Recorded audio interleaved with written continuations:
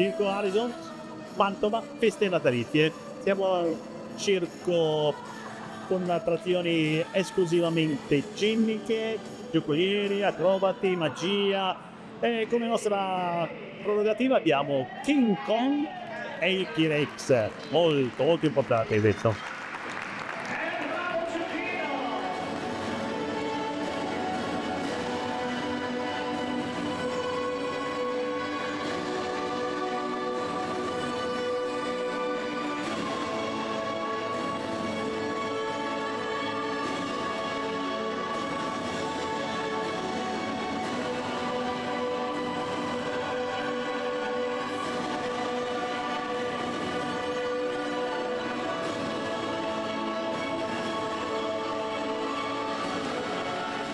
Rimarremo fino all'11.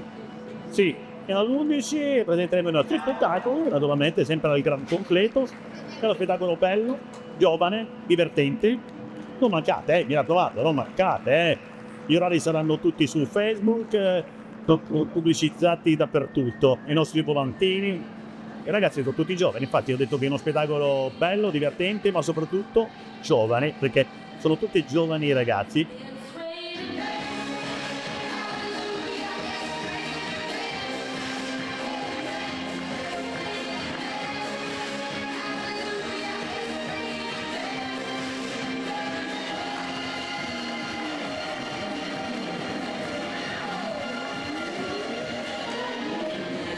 Il circo è anche divertimento, è anche pagliacci, clown, per forza.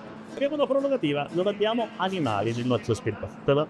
Quello che ci caratterizza sono King Kong e il T-Rex, le nostre forze sono se poi l'ho detto, tutti i ragazzi giovani, tutti bravi, no, dovete venire, forza, guai.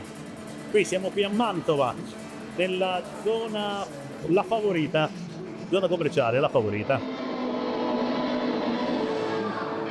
Per fortuna il nostro esemplare è amico di tutti i bambini e vi vuole salutare così.